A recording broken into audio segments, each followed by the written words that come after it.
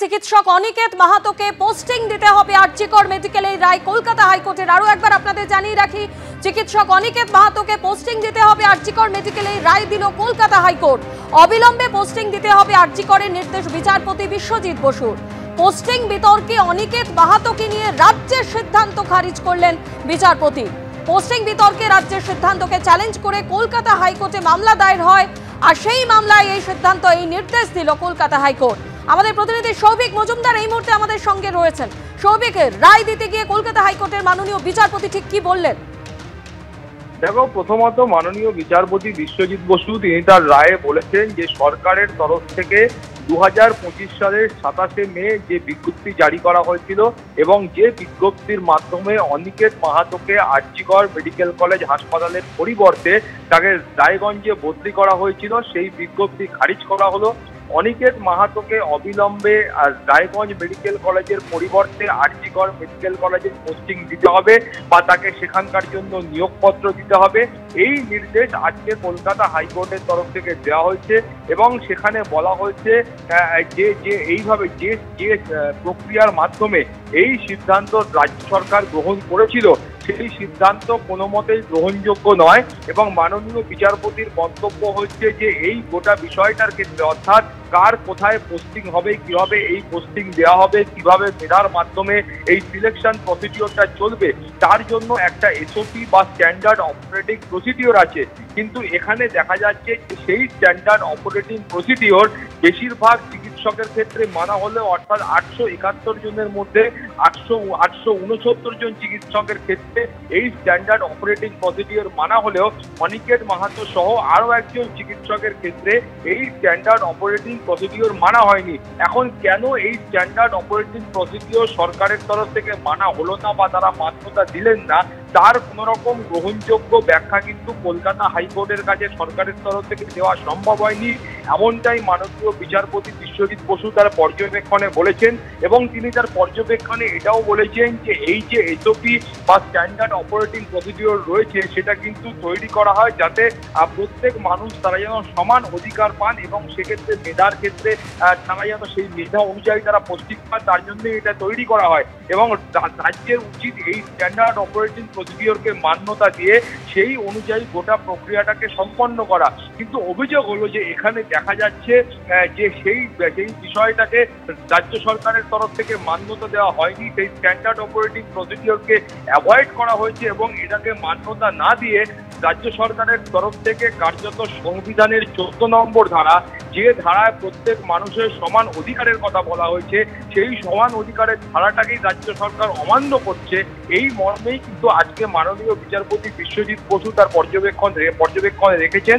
তুমি জানো যে আরজিকর আন্দোলনের যে অন্যতম মুখ, সেখানে চিকিৎসক অনিকেত মাহাতো তিনি ছিলেন অন্যতম এবং তাকে সহ ডক্টর অনিকেত মাহাতো, ডক্টর দেবাশিস হালদার এবং চিকিৎসক আশফাকুল্লাহ নাইয়া, এই তিনজন চিকিৎসককে তুমি জানো যে আরজিকরের পরিবর্তে অন্য যে হাসপাতাল রয়েছে সেখানে তাদেরকে বদলি করা হয়। ইতিমধ্যে তুমি জানো চিকিৎসক দেবাশিস হালদার এবং চিকিৎসক আশফাকুল্লাহ নাইয়া তারা সরকারের যে সেই সিদ্ধান্ত ছিল সেই সিদ্ধান্ত অনুযায়ী অন্য হাসপাতালে তারা কিন্তু সেখানে তাদের পোস্টিং গ্রহণ করেছেন, সেখানে তারা কাজে যোগদান করেছেন।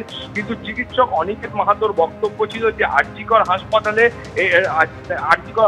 মোট 4টি শূন্য পদ আছে এবং সেই 4টি শূন্য পদের মধ্যে একটি মাত্র শূন্য পদে তার আগে র্যাঙ্কিংয়ে তার আগে থাকা যোগ্য একজন চিকিৎসককে সেখানে পোস্টিং দেওয়া হয়েছে, কিন্তু তার যে র্যাঙ্কিং ছিল অর্থাৎ 24 নম্বর র্যাঙ্কিং, তার পরের র্যাঙ্কিংয়ে থাকা 2 চিকিৎসককেও কিন্তু সেখানে পোস্টিং দেওয়া হয়েছে। সেখানে বর্তমানে একটি শূন্য পদ সেখানে রয়েছে, কিন্তু সেই শূন্য পদে চিকিৎসক অনিকেত মাহাতোকে পোস্টিং দেওয়া হয়নি। তারপরেই তিনি কলকাতা হাইকোর্টের দ্বারস্থ হন এবং দীর্ঘদিন ধরে এই বিচার প্রক্রিয়া কলকাতা হাইকোর্টে সম্পন্ন হয়েছে, সেখানে শুনানি হয়েছে এবং সেখানে কিন্তু বারবার এই বক্তব্যই পেশ করা হয়েছে যে সরকারের তরফে এই যে সিদ্ধান্ত গ্রহণ করা হচ্ছে সেই সিদ্ধান্ত কার্যত প্রতিহিংসা চরিতার্থ করবার জন্যই তারা এই সিদ্ধান্ত গ্রহণ করেছেন। চিকিৎসক অনিকেত মাহাতোর আইনজীবীদের বক্তব্য ছিল, যেহেতু তিনি এই আর্জি করা আন্দোলনের অন্যতম মুখ হয়ে উঠেছিলেন, সেই জন্যই কিন্তু অনিকেত মাহাতোর বিরুদ্ধে এই ধরনের পদক্ষেপ সরকারের তরফ থেকে করা হয়েছে এবং এই ধরনের পদক্ষেপ কখনোই গ্রহণযোগ্য নয়। এই দাবি কিন্তু কলকাতা হাইকোর্টে করা হয়েছিল। আজকের যখন এই মামলার নির্দেশ দেওয়া হয়েছে, সেই নির্দেশের সময় মাননীয় বিচারপতি বিশ্বজিৎ বসু তিনি কিন্তু এটাও বলেছেন, এই যে চিকিৎসকদের বন্ডের কারণে তাদেরকে এখানে পরিষেবা দিতে হয়, সেটা কিন্তু অন্যান্য সরকারি চাকরির মতো নয়। অর্থাৎ একজন ব্যক্তি, তাকে যখন সরকার নিয়োগপত্র হাতে দেয়, সেখানে যা যা টার্মস অ্যান্ড কন্ডিশন থাকে, সেই গোটা বিষয়টা কিন্তু এই ধরনের চিকিৎসকদের যারা বন্ডের কারণে এখানে পরিষেবা দিচ্ছেন তাদের ক্ষেত্রে সমানভাবে প্রযোজ্য নয়। ফলে সব মিলিয়ে চিকিৎসক অনিকেত মাহাতোর যে দাবি ছিল, সেই দাবিকেই আজকে কলকাতা হাইকোর্ট মান্যতা দিয়েছে। তাকে অবিলম্বে আর্জিকর মেডিকেল হাসপাতালে পোস্টিং দিতে হবে এবং তাকে রায়গঞ্জ মেডিকেল কলেজে বদলির যে সিদ্ধান্ত গ্রহণ করা হয়েছিল, সেই সিদ্ধান্ত কিন্তু খারিজ করা হলো। স্বর্ণালী, সৌভিক, তুমি আমাদের সঙ্গে থাকো। যে বড় খবরের দিকে আমাদের নজর রয়েছে, চিকিৎসক অনিকেত মাহাতোকে পোস্টিং দিতে হবে আরজিকর মেডিকেলে, রায় কলকাতা হাইকোর্টে। অবিলম্বে পোস্টিং দিতে হবে আরজিকরের নির্দেশ বিচারপতি বিশ্বজিৎ বসু। পোস্টিং বিতর্কে অনিকেত মাহাতোকে নিয়ে রাজ্যের সিদ্ধান্ত খারিজ করলেন বিচারপতি। রাজ্যের সিদ্ধান্তকে চ্যালেঞ্জ করে হাইকোর্টে মামলা করেন অনিকেত মাহাতো সহ 3 চিকিৎসক। আরজিকর হাসপাতালের পরিবর্তে অনিকেত মাহাতোকে রায়গঞ্জ মেডিকেল কলেজে পোস্টিং দেওয়া হয়। 27 মে পোস্টিং সংক্রান্ত বিজ্ঞপ্তি জারি হয়। তার র্যাঙ্ক 24 জানান অনিকেত মাহাতো। দুটি শূন্য পদে 26 এবং 34 র্যাঙ্ক করা 2 চিকিৎসককে নিয়োগ করা হয়েছে, অথচ তিনি নিয়োগ পাননি দাবি করেন অনিকেত মাহাতো। অনিকেত মাহাতো সহ 2 চিকিৎসকের ক্ষেত্রে এসওপি মানা হয়নি, এমনই অভিযোগ করা হয়েছিল। আর আজ সেই মামলার রায় দিল কলকাতা হাইকোর্ট।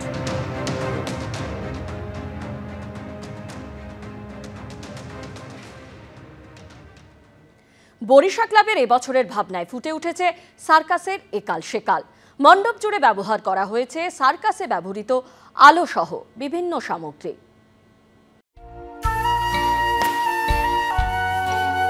বাঙালি সার্কাসের একটা ঐতিহ্য বরাবরই ছিল।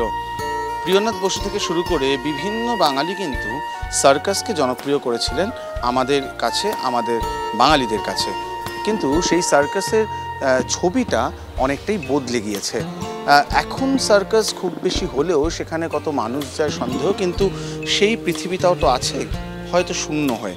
এটাই কিন্তু বরিশা ক্লাবের এবছরের মূল ভাবনা।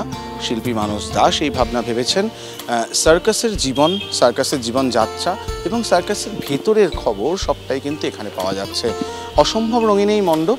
একদিকে সার্কাসের যে বিনোদন, সেই বিনোদনের ছবি যেমন দেখা যাচ্ছে, ঠিক সেরকমভাবে সেই রিক্ততা, সেই শূন্যতা, সেটাও কিন্তু ধরা পড়ছে বিষাদের সুরে। সব মিলিয়ে হর্ষ বিষাদের দুটো অনুভূতিকে ধরেই তৈরি হচ্ছে এবারের বরিশা ক্লাবের মণ্ডপ। ক্যামেরায় ছবি রায়ের সঙ্গে অর্চিত ভট্টাচার্য, এবিপি আনন্দ, কলকাতা। পুজোর মুখে ব্যাংক লুঠের ছক বানচাল। পুলিশের জালে ধরা পড়েছে বিহারের 2 দুষ্কৃতী। তাদের কাছ থেকে উদ্ধার হয়েছে জাল আধার কার্ড, ভুয়ো নাম্বার প্লেট সহ চুরির মোটর বাইকও। ঘটনাটি ঘটেছে মালদার হরিশ্চন্দ্রপুরে। আন্তঃরাজ্য অপরাধের সঙ্গে যোগ রয়েছে ধৃতদের, এমনটাই অনুমান পুলিশের। হরিশ্চন্দ্রপুর সদর এলাকায় একটি ব্যাংকে লুঠের ছক কষে 5 জন দুষ্কৃতী, খবর পুলিশ সূত্রে। গতকাল লুঠের আগে রেকি করতে ব্যাংকে এসেছিল ওই 5 জন। একটি বাইকের নাম্বার প্লেট দেখে সন্দেহ হয় পুলিশের। বাইকের মালিকের খোঁজ করতে গিয়ে ভিতরে ঢোকেন পুলিশ আধিকারিকরা। সন্দেহজনকভাবে 2 জনকে ঘোরাফেরা করতে দেখে তাদেরকে জিজ্ঞাসাবাদ করার পর তাদের থেকে উদ্ধার হয় জাল আধার কার্ড, স্ক্রুড্রাইভার সহ বিভিন্ন সামগ্রী। পুলিশ সূত্রে খবর, জেরায় লুঠের পরিকল্পনার কথা স্বীকার করে নিয়েছেন ওই ধৃতরা।